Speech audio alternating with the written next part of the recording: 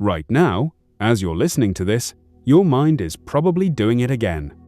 Replaying a conversation from yesterday, worrying about something that hasn't happened yet, creating problems that don't exist. And the worst part? You know you're overthinking. You tell yourself to stop, but that only makes it worse. It's like telling yourself not to think about a white elephant. Now it's all you can see. Here's what most people don't realize. Overthinking is not a personality trait.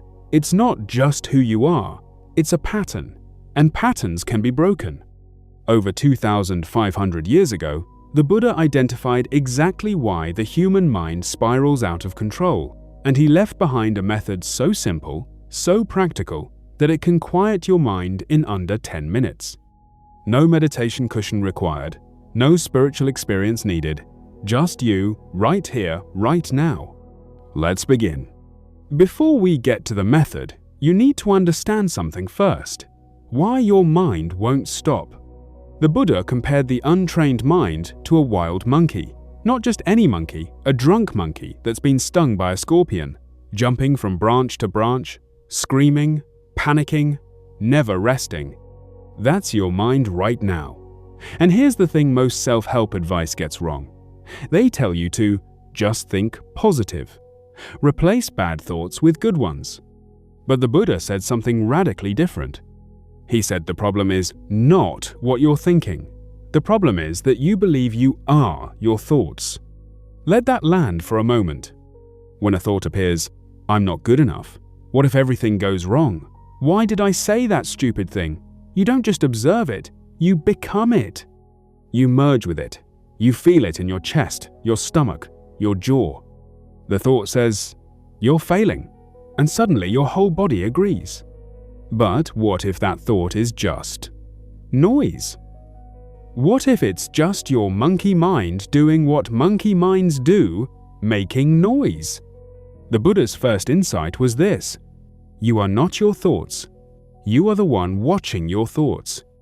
And that single shift from being inside the storm to watching the storm is where everything changes.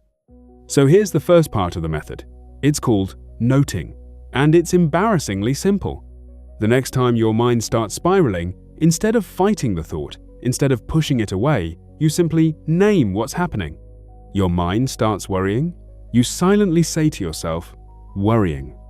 Your mind replays an old argument. You say, replaying. You start imagining worst-case scenarios. You say, imagining. That's it. You don't judge it. You don't analyze it. You don't ask why you're thinking it. You just label it and let it pass. Here's why this works, and this is the part that changed everything for me. When you name a thought, you create distance from it. You move from inside the thought to outside of it. You go from I'm such a failure to there's a thought about failure. Do you feel the difference? One controls you, the other, you're just watching it float by, like watching a cloud move across the sky. You don't chase clouds, you don't fight clouds, you just watch them pass. The Buddha taught this in a practice called satipatthana, the foundations of mindfulness, and the noting technique is the most accessible part of it. You can do it right now. Whatever thought is in your mind at this moment, name it. Just try it. Planning, worrying, judging, remembering, wanting. One word. No drama, just a label. You've already started to break the pattern. Now, naming the thought creates distance. But your monkey mind is stubborn. It will come back.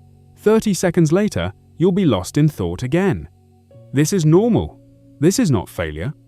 So the Buddha gave a second tool, an anchor, something to come back to every single time the mind wanders. And the anchor is the simplest thing in the world, your breath.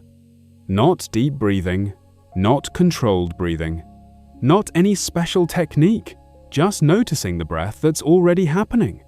Feel the air entering your nose right now. Feel your chest rise. Feel the slight pause at the top. Then, feel the release as you exhale. That's your anchor. The moment you realize you've been lost in thought, and you will get lost, that's guaranteed you gently, without judgment, return your attention to the breath. Lost in thought? Notice it, name it, come back to the breath. Lost again? Notice, name, breath. Again, and again, and again. This is not failure. This is the practice.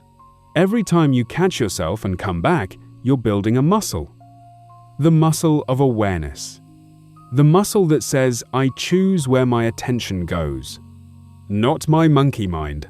The Buddha said something beautiful about this. He said, it is not that the mind will stop wandering, it is that you will stop following it. Think about that. The thoughts don't have to stop for you to be at peace. You just have to stop chasing them. Now here's the third part, and this is the one most people never learn. After you've named the thought and returned to your breath, there will come a moment of clarity, a brief gap, a small window of stillness. In that window, ask yourself one question. Is this thought happening now, or is it about the past or the future? Be honest with yourself.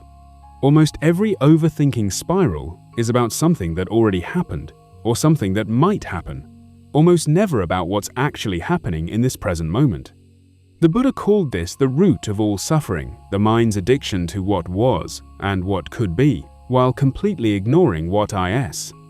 And what is, right now, in this actual moment. You're here, you're breathing, you're safe, you're listening. That's the reality.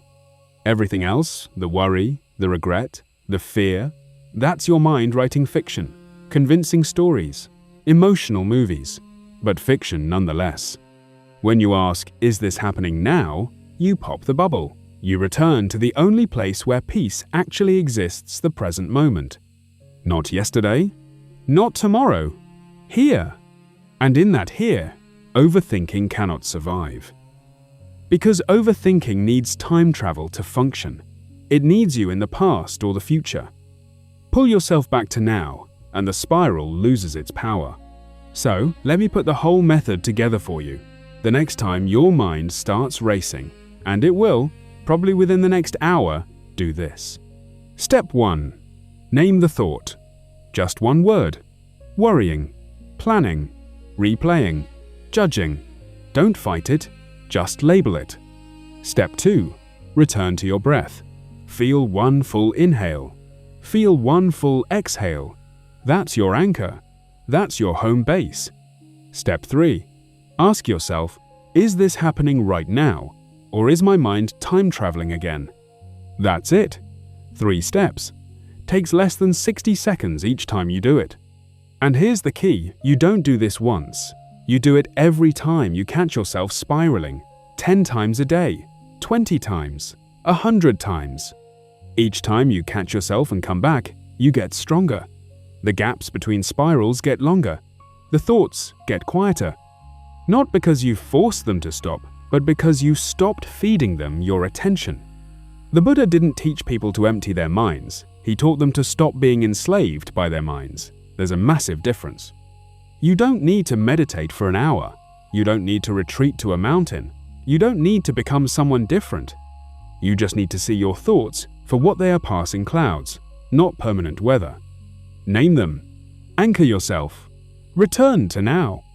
Do this today. Not tomorrow, today. Because your monkey mind is already planning to forget everything you just heard. Don't let it win. If this teaching brought you even a moment of stillness, leave a like.